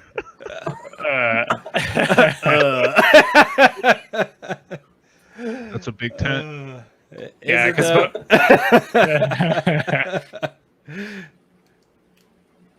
yeah, no, sure, it's crazy. It's crazy how high the markets can go. Come on back to Earth, DC. Wait up! I'm trying to get my desk without showing my wang. There we go. Yeah, keep it below the table. Dude, Litecoin can go so high. I mean, I'm sorry, I know you guys don't care, but I really care.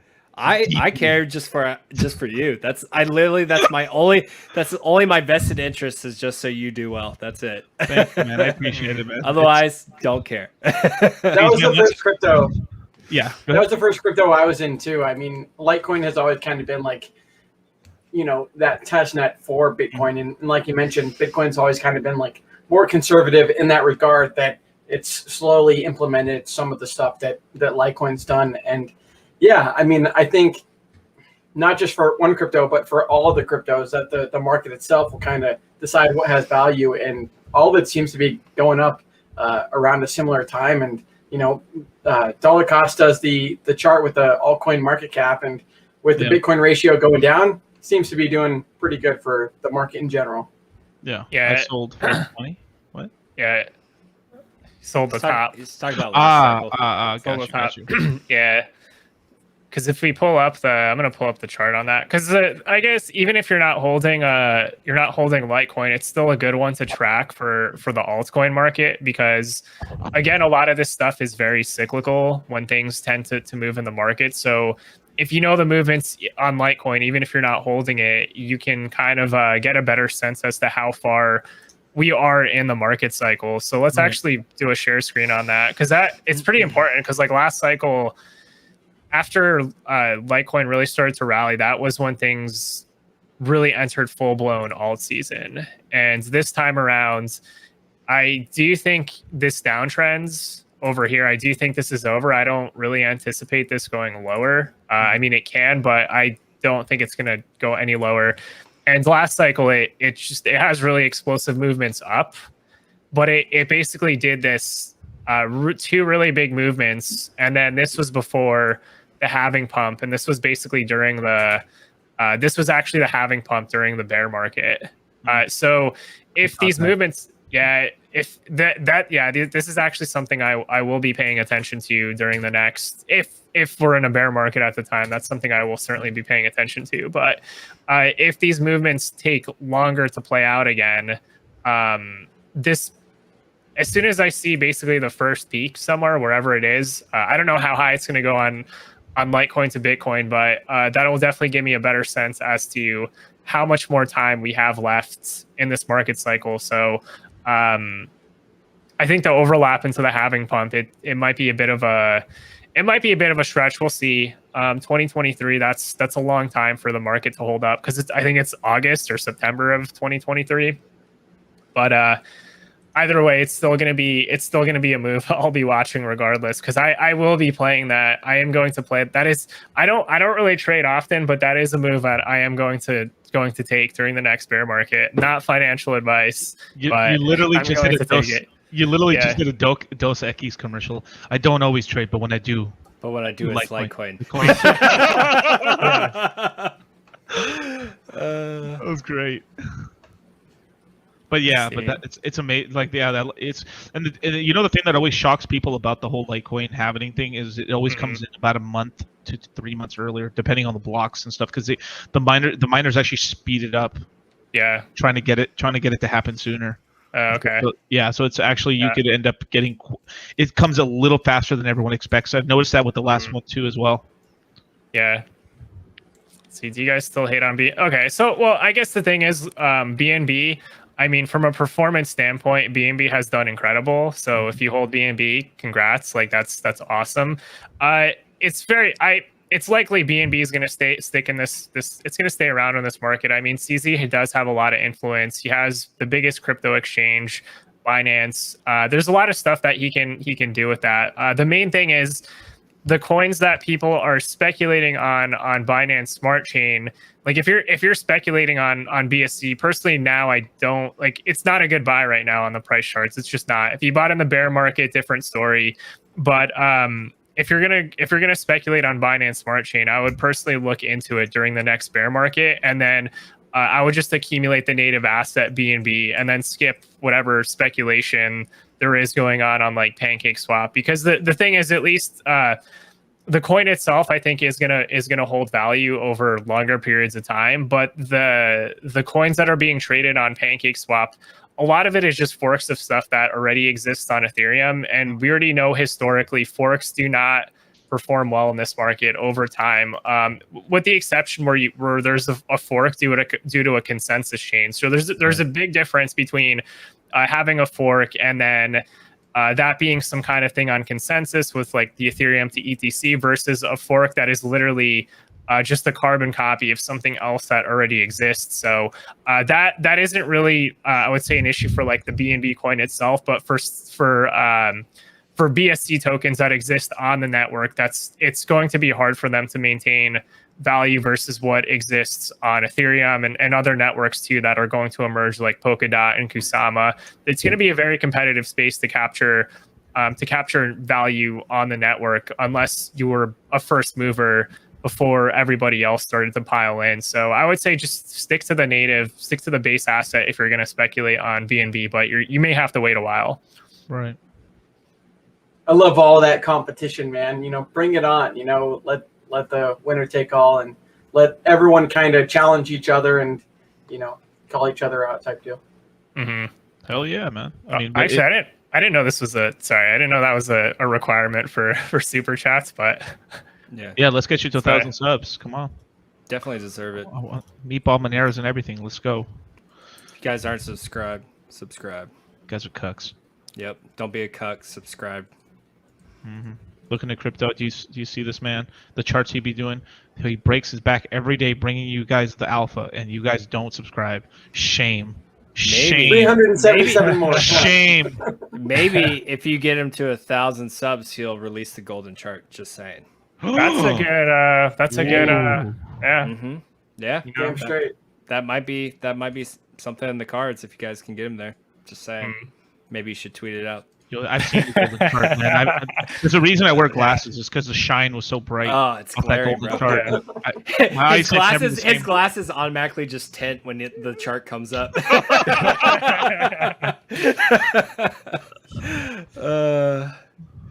right. You get a special pair of shades now to to look at it. You get caught off guard by the charts. And you guys can see that at 1,000 subs, maybe. Maybe. Let's see. Charlie got Charlie wants you to talk about serum. We could. Where? Let's see. He said it earlier. Oh, did he? He said he needs some moon math on it. He says he doesn't know if he can hold much longer, so he needs moon math on it. Oh, okay. Let me look at the price. I haven't looked at it. It's because it's a smaller. It's just one. So it's one of the smaller bags in my portfolio. But yeah, it's a little over $9 right now. It's a little over $9. So yeah, let me take a look. So serum. Jesus, $9. I mean, this thing it's so easy. It's just trending towards $1 billion. I mean, the market cap's like half a billion right now. So it's like it won't really hit any much. When the next move up, it's just going to move up just straight to $1 billion pretty easily. I mean, the thing is the one problem with this is its main DEX isn't launched, but it has sort of a like a whitelisted portion of it that other people use for serum and stuff. But the serum exclusive exchange hasn't really launched just yet on it. So there's a big hype cycle for that. And then two, I think what's going on why serum hasn't launched yet is because they're waiting for V3 Uniswap before knowing what to add so they can have some competitive advantage. So Sam is one of the guys behind this project, and Sam fucking knows what he's doing, dude. He really, really knows what he's doing. So he's going to add all kinds of stuff for traders because that's the FTX exchange. That's his exchange. And he's back in Solana and he's back in Serum. So this is going to be his Uniswap. So he's going to add stuff to it that Uniswap V3 doesn't have. They're going to really look it up and down, and then they're going to put all kinds of UI and different things to beat Uniswap V3's UI. So once that narrative comes in, people are going to start aping it. Once they make their money on Uniswap, they're probably going to start aping into the other DEXs to see which ones are upgrading, and Serum's probably going to launch around that time. So I'm just front running all that shit, knowing it now. So there you go.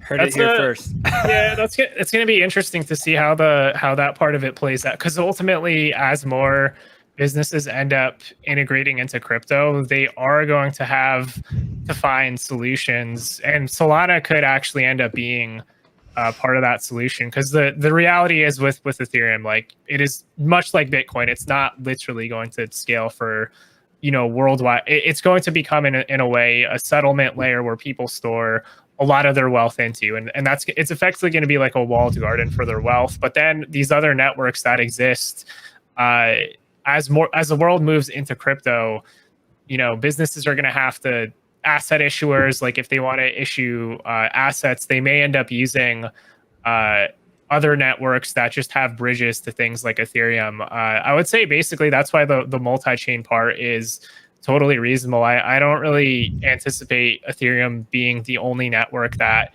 is using. It might be the most secure network in terms of how much wealth is securing the network, but there are going to be other networks that have value as well. So that's one side I'm kind of weak on, is the Solana ecosystem, but I am paying attention enough so that if there is like a trend that's starting to play out there, I'll at least be somewhat knowledgeable as to what's going on.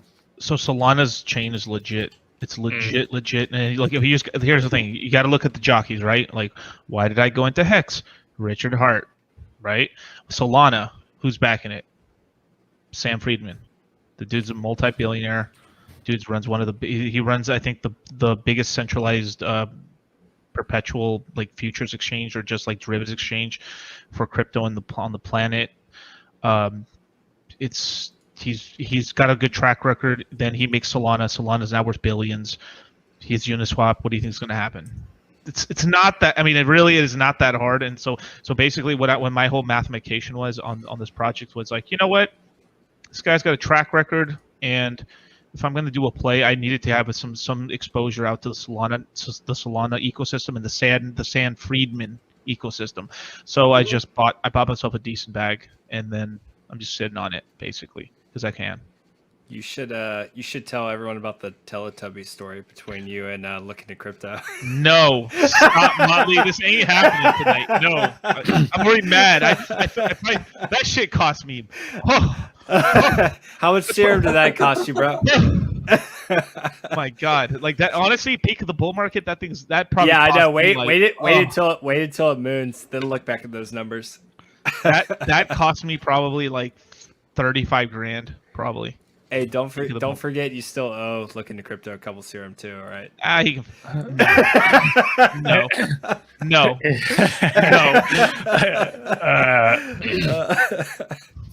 I think he's waiting for Wasabi. No, just drop. Yeah. Let's just go right, on. We'll just go on.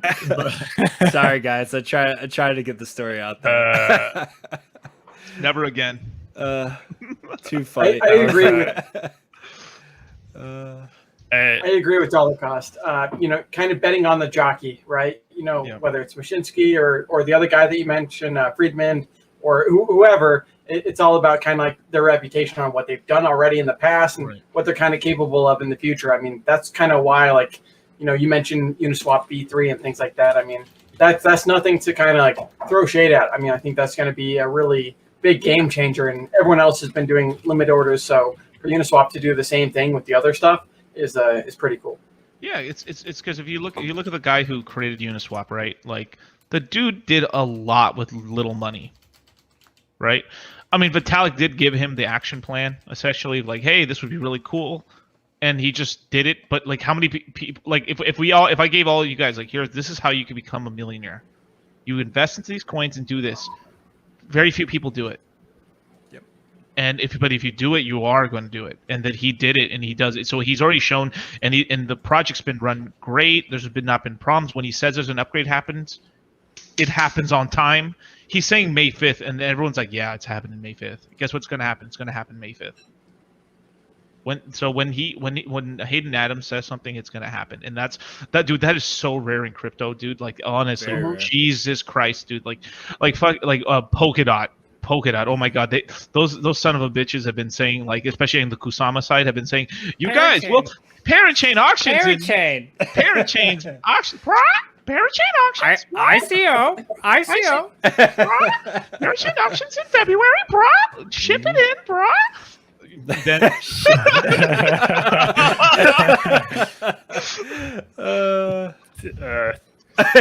it's funny. Yeah, had my ass reading the official report from a piece of paper. Official. I wish I need a piece of paper for this. Like, official, like, pop, like this. Official report, reading it directly from the horse's mouth, and then literally, like, I'm telling this in courses and stuff, saying like, yeah, this is, I'm going off the best information I have, and then they're like, I don't feel like it this month. We'll just do it next month.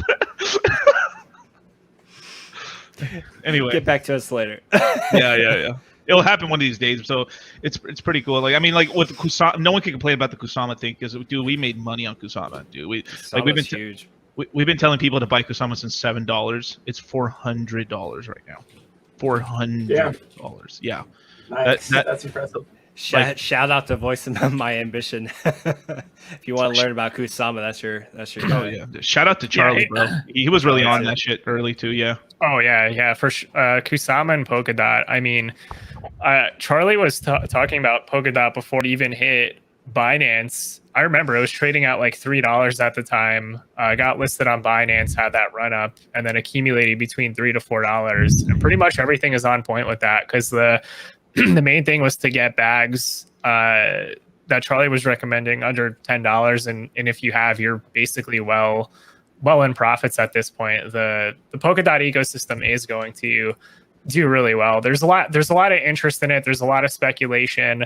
The network design itself is really interesting. It does fulfill niches that Ethereum does not have. Even with an Ethereum 2.0, there's certain differences with Polkadot's ecosystem versus Ethereum's ecosystem. Now, the difference with Polkadot is right now there's a lot of competition in the smart contract space. There's stuff like ADA, Solana, Binance Smart Chain, Cosmos, even though they're looking to do a different niche. But a lot of this is it's going to play out where it's not necessarily clear who the winners are going to be in, say, 5 to 7 years. But it doesn't matter for Polkadot because all they're doing is trying to have the value flow easily from one network to another through the parachains.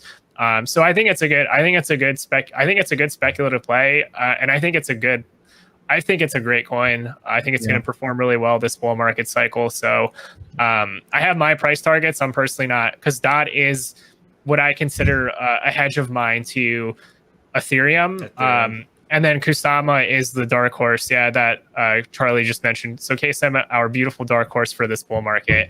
And KSM, actually, let's even bring that up, because the KSM is actually getting attention from even bigger, very respectable analysts in this market. Like Ben Cohen recently actually brought up Kusama because Ben's a fan of DOT as well.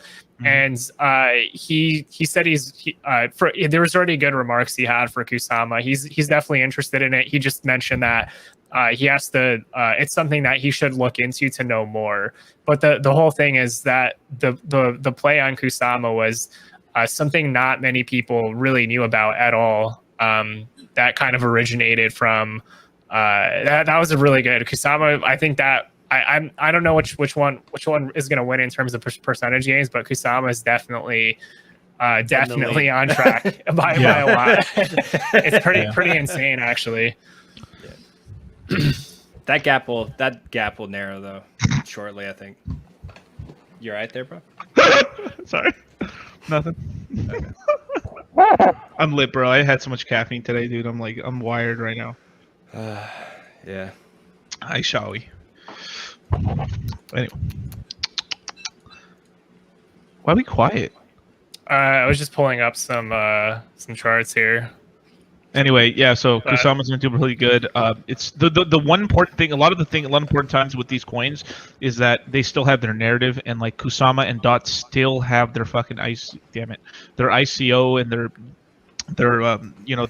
parachain auction narrative still intact. They haven't released it. They haven't released it. Yeah. Beautiful strategy. but I know they haven't released it, but it is going to come out this year. So it is even if it's delayed.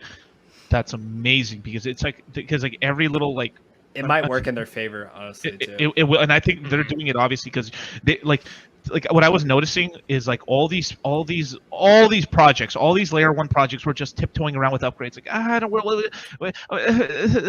Acting like little bitches basically. And then the minute they actually came out with the stuff was when Ethereum said, in July we're doing EIP 1559, and then they started getting a little ballsy because they're pussies, I say. Because they were just super afraid that they didn't want to they wanted to launch it around the time. So that's why I said we've been in a sandbox. It's one of the reasons why we've also been in sort of an uptrend for this entire summer is because Ethereum, by putting the law down, saying EIP 1559 will be here.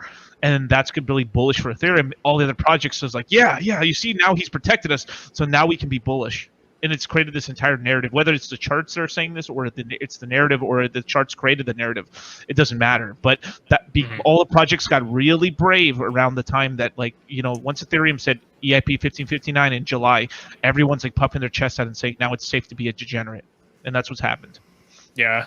The other thing I'm kind of speculating, it kind of goes to the whole, since there's a lot of competition in the space now, they also maybe intentionally like pushing it back, where the narrative, it's like, because it's crypto is like a game, like in bull markets, at least on the social media part, it's a lot of shifting narratives. Like the narrative is eventually going to go from Ethereum back to Kusama. You'll definitely see Cardano again at some point this cycle. And I say I don't even hold ADA, but there is going to be narratives around it, and that's just how it is in bull markets.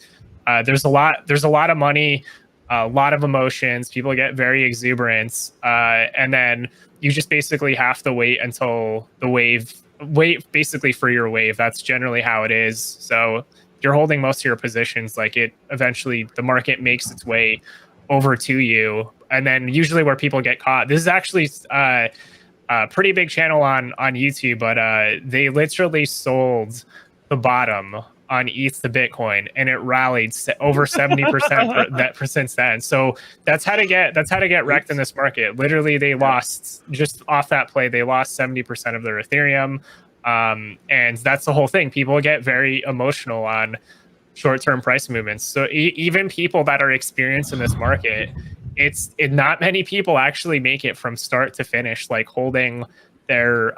It's just this game is very difficult. Yeah. So that's just part of the game. So just hold on to your coins. Yeah, people let their emotions get in the way far too much. I mean, it's hard, right? It probably means they're overinvested at this point, anyways. But it's hard for a lot of people to actually hold through some of these swings. But once you've got through a couple cycles, it conditions you a lot more. Yeah, you gotta earn your stripes essentially. Yep. Okay. Yeah, crypto certainly tries to kill you each step of the way. Every step. But if you can make it to the end of that tunnel before the train comes, you win. It's all or nothing. All or nothing. You just can't step on a landmine or some. Well, I guess you can't step on a bomb, or you don't want to trip as you're getting to the end.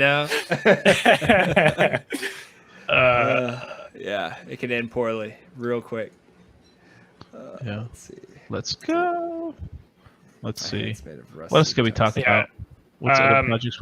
What haven't we talked about? Is there anything we could even go back, revisit other topics if there's something you guys wanted to. Oh yeah, I never. You mean when DC wasn't here? Yeah. When he was on the moon. Yeah, when I was on the moon. Let me look at Serum real quick. Give me 1 second. Let me do some little research. Yeah, I'll be right back, you guys. I'm gonna look into Serum. I'm gonna tell you guys like kind of what I think short term for the price. Okay. Just take a quick. Oh, look, Venus is back in the top 100. Yeah, and then there's also somebody in the chat too that wants to get your take on Celsius for. Oh yeah. So I know up. Oh, yeah. So he can tell us all the things. Is like his wife's gonna give up her like OnlyFans page, and she's gotta let him sleep in the bed again, and all that good stuff. Wait, that one dude, yeah. Yeah. You already know. Bro, dude, that guy kills me with that shit. That's so funny. He kills me too. Yeah, so Serum. Shit, let me just one more page. Give me 1 second. I'll have this in a jiffy. Actually, this is a really interesting. So, ETH people convinced me it was a bad buy when it was 4 cents. But there's definitely not at all a bad buy at 4 cents. Obviously, ADA always pumps in the bull. Yeah, always pumps in the bull. There is, and that's what I mean. Like in this space, like I do think we are going to see a multi-chain environment. In the case for ADA, there's a lot of hype around it. Like Charles Hoskinson, I mean, a lot of people talk shit about him, but he's consistent. Like that ended up being a lot of believers that are holding ADA. So even if there's literally nothing going on ADA, it doesn't matter. It's still trading at over, I think it's like $1.30 now. So ADA is seen as like one of the hedges to Ethereum, and then that has its own niche. And then if you missed out on that, I personally would look into Polkadot. That'd be my recommendation, not financial advice. It's got about a 4x. Yeah, wait till the bear market to just pick up a bag of ADA if you want it for the next cycle. I want to get it now. Yeah. Anyway, it's got about a 4x in it, probably short term. It's gonna get to Sushi's market cap of $2 billion, probably within probably like a couple months. Once it launches, for sure. for sure. It's going to be at over 2 billion upwards. Oh, of you're that talking about range. Serum? Serum, yeah. Okay. So it's going to be in the top 100 because right now, like if you look at sushi, it's about like 2 billion flat right now in terms of market cap. Of course, sushi's going to go up in price as well, so it's going to be sort of at that. But it's always going to be sort of keeping up with because if you look where Solana is right now, so you look at FT, so it's Solana's up here, FTX is right here, and then you're going to probably Solana here, and then the narrative eventually as it goes up is Serum worth more than FTX token? There's going to be all this bullshit, and then eventually it's like if the volume's higher, they're like and then it'll be somewhere between Solana and like that. And then there's going to be this whole right before the whole thing collapses, everything collapses in the bull market. There's going to be this whole narrative, like Serum is worth more than you guys, and it gets in the top 10, and then after that it just dumps. That's typically what you notice. So there, I foretold. Yeah, this is from Crypto Vince. I'm just pulling up. I don't hold any of this coin. I don't know too much about it, to be honest. Solid moat, bro. I'm sad. right now. I'm a sad panda that I didn't. I looked at it for 40 fucking minutes, bro. Oh my god, I'm so mad I didn't get into this one. It basically looks like the we'll pull up a chart on that. It looks like the chart looks really the chart good. looks really good. It's actually not a terrible one. It did like a hex move. It was worth it. Yeah, it was just pretty much. Basically, what they do is they provide liquidity to medium to small banks. And that niche is basically fulfilled by nobody, so they have basically a moat on what they're doing. So it's insane. Yeah. So just off of that, and the guys that are backing it are pretty good dudes in terms of they have good jobs and their CVs are good. Their websites looks kind of cool. It's all pirate themed, which is like right up my alley. And yeah, it looks very similar to the Uniswap chart. Has the same chart pattern. They're both doing pretty good. Yeah, you could have gotten in like 1 cent or 1.5 cents in February. No, well, like even less. I was looking at this token back in fucking in January, September, or September, I think, or actually last year. Yeah. Oh my god. Yeah. I know. It's too bad. Oh well. Well, that's unfortunate. Yeah. Well, the way I see it, there's a million opportunities in crypto. I know. So, but it's just you guys like just remember it's like girls. You guys, there's a million chicks out here. You're gonna find another one. Yeah. Very true. Yeah. So, Yeah, but as I exit stage left. All right. Well, DC just kind of like exit scam. So, yes, we've been on for close to 2 hours. Is there anything Motley or Bran you guys still wanted to cover? I mean, let's see. Not really.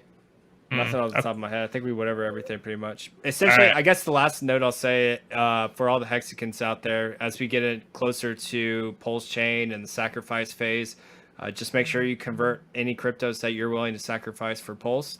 Just convert it to Hex first, and then pump your bags before you become a Pulse whale. Yeah, and that. this is good because now we're gonna talk some strategies in the the green room. In the green room. Yeah, so we'll be in there for the next. We'll be in there for the next 2 hours. Bro, dumping Hex is the ultimate strategy for the sacrifice. So it actually makes sense. All right, Miguel. Now that I can take shorts on Hex, let's dump the price of Hex now, and then use that money to buy all the Hex cheap on these plebs. You guys didn't know dollar cost is completely liquid, did you? It's all liquid this whole time. It's all lies. Zero stakes. He's all liquid. Yeah. I am the god whale. He doesn't believe in staking. I don't even eat steak. I'm a vegan. On that note, I guess on that note, I think that means I think that concludes the stream. So yeah. Well, go I ahead. I When guess the Hex before price goes down, people say they pray. Is Miguel just not going to dump the price today? I knew that motherfucker just had liquid Hex. I knew it. Bran, why are you so mean to him? He price go down. We know Bran's the Genesis whale, so we know that. So I fucking knew it. The amount of money on this stream right now is retarded. Yeah. Multiple millions. Yep. So, but all right. Well, I guess we'll start with Motley. Motley, is there a preferred social media outlet for people to find you? Yeah, Motley Investor on everything: YouTube, Twitter, Telegram, and then tune in tomorrow. I'll be doing a stream with Cabana Crypto. He does his Hex Happy Hour on Fridays, where we just start drinking and talk some crypto. So it should be Cool. fun. Yep. Sounds good. How about you, Bren? Kind of just like the link has showed this whole time. allmylinks.com/Valiant I mean, do a stream once a week, every Sunday. And that's pretty much it. Thanks for having us on. It's always cool to talk about some of the altcoins and kind of what else is going on in the space, because it's not just the crypto you're in, but the space as a whole. And I think, like I mentioned earlier, that we got many legs up to continue going, and it seems like we're just getting started. So I'm super excited. Cool, awesome. And then DC. You can find me at Dollar Cost Crypto on OnlyFans. That's probably the best place to find me. And yeah. Cool. If you guys want to learn more about Pulse Chain, Richard Hart is doing a stream on Discord Syndicate this Friday as well. So tune in for that if you want to make some money. Just throwing it out there. Hex did a 400 something X, so you might want to tune in. Nice. All right. Definitely. Cool. And then look into crypto on Twitter, and then during the month of May, I'll be doing a little bit more streaming. Then it's still, because the website and all that's going to launch this month. So look into crypto. And then again, for DC, do check out, because Dollar Cost Crypto also works closely with Cultivate Crypto. Do check out what they're doing. They have some really cool stuff coming up later this year, I think around June. And just check out their streams. And then you know where to find everybody on Twitter. So thanks for watching, and we'll see you guys at the next stream Next week. To the moon, baby. To Saturn. Fuck the moon.